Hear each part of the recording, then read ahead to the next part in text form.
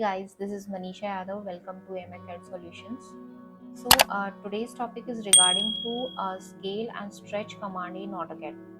AutoCAD में दो commands ऐसी है जो किसी भी ऑब्जेक्ट के साइज को रीसाइज करती है, मतलब चेंज कर सकते हैं आप, या तो आप उसकी लेंथ विड्थ बदल सकते हैं। ठीक है, तो अगर किसी भी ऑब्जेक्ट के साइज को या तो छोटा करना है या साइज बढ़ाना है, तो आप उन ऑब्जेक्ट के साइज को स्केल या स्ट्रेच के जरिए चेंज कर सकते हैं।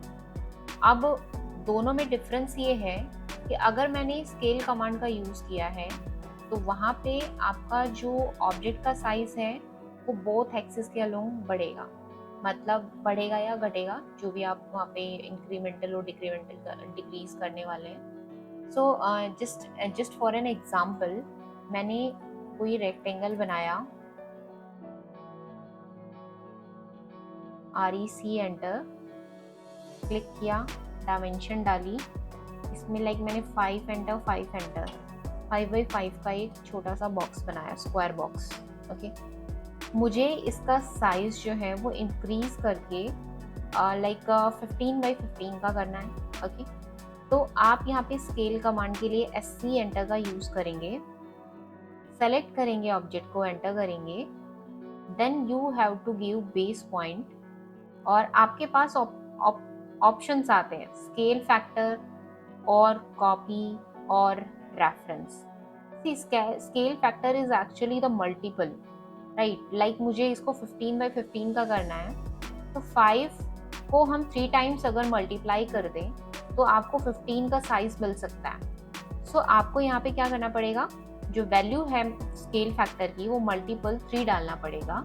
मीन्स आप जैसे ही यहाँ पे 3 डाल के एंटर करेंगे तो ऑटोमेटिकली इस ऑब्जेक्ट का साइज जो है वो इंक्रीज हो गया है। और आप चाहें तो इसको मेजर भी करके देख सकते हैं, like this is 15 and this is also 15।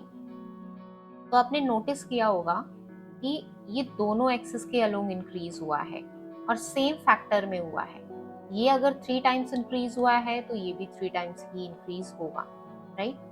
Okay, if अगर मैं यहाँ पे इसको ही डिक्रीज करने का काम करती, एग्जाम्पल ये 5x5 का बॉक्स होता, मुझे 2.5x2.5 का करना है। सो मैंने यहाँ पे कितना किया, इस ऑब्जेक्ट को हाफ किया ना।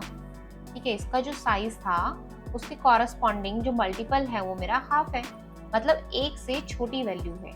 अगर आप एक से इंक्रीज मतलब बढ़ती हुई वैल्यू डालेंगे, एक से बड़ी वैल्यू डालेंगे, तो उतना ही मल्टीपल में आपका ऑब्जेक्ट का साइज बढ़ जाएगा, और अगर आपने एक से छोटी वैल्यू डाली तो उतने ही मल्टीपल में वो साइज जो है वो डिक्रीज हो जाएगा।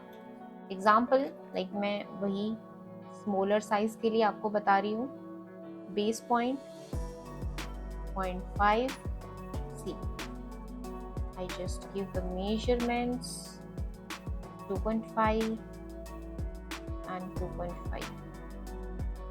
ओके, अब ये तो था कि आपने फैक्टर के जरिए किया है। यहाँ पे स्केल के अंदर एक कॉपी ऑप्शन हो रहा है, मैंने इस ऑब्जेक्ट को स्केल करवाना चाहा और मैं इसके साइज को 5 करना चाहती हूँ, तो I just double the size of that given size, right?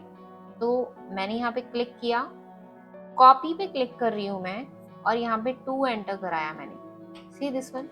अब आपके पास दो ऑब्जेक्ट हैं, एक तो जो आपका ओरिजिनल साइज का था वो, आई जस्ट मूव इट, और एक वो जो स्केल होके आपके पास आया है। अगर आपको एग्जिस्टिंग ऑब्जेक्ट भी रखना है और आपको स्केल्ड ऑब्जेक्ट भी चाहिए तो आप कॉपी फैक्टर का यूज कर सकते हैं, राइट?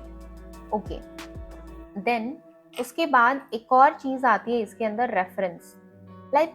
इस केस में तो आपके जो साइजेस हैं वो मैं मल्टीपल्स में बता रही हूँ, राइट? मैं 5 के मल्टीपल में ही चल रही हूँ, हाफ, डबल, ट्रिपल, ऐसे साइजेस आपको प्रोवाइड कर रही हूँ। ज़रूरी नहीं है कि आपको सिमिलर साइजेस ही गिवन किए जाए या मल्टीपल साइजेस ही दिए जाए।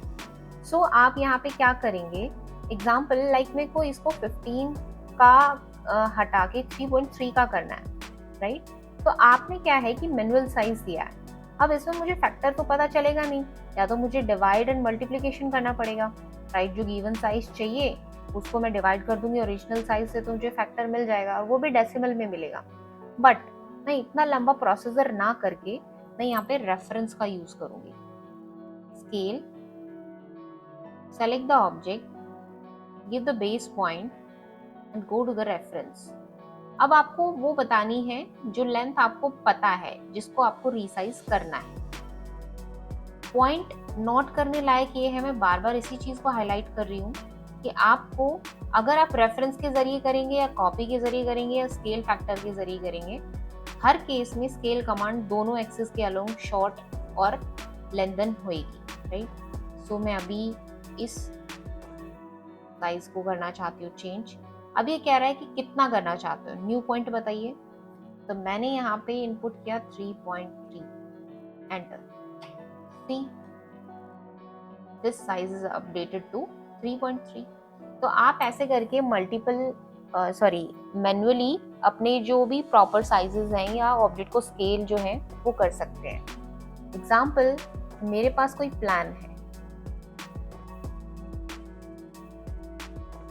Okay, this plan is in feet और इंचेस, ओके। मैं इस प्लान को उठा के कंट्रोल सी करके किसी नई ड्राइंग में लेके जा रही हूँ, और वो भी mm की ड्राइंग है। Let us set the units in mm,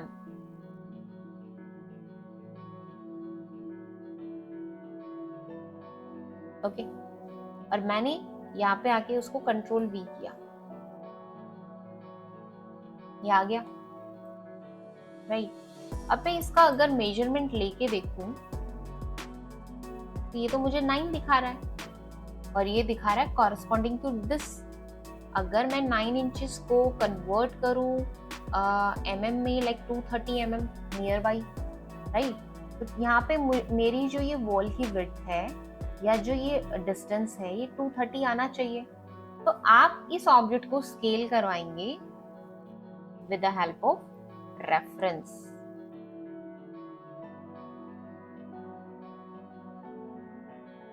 give the point, reference, this is the first reference point, second, and I just give the new value is 230. Then complete project will be updated to its original sizes in mm।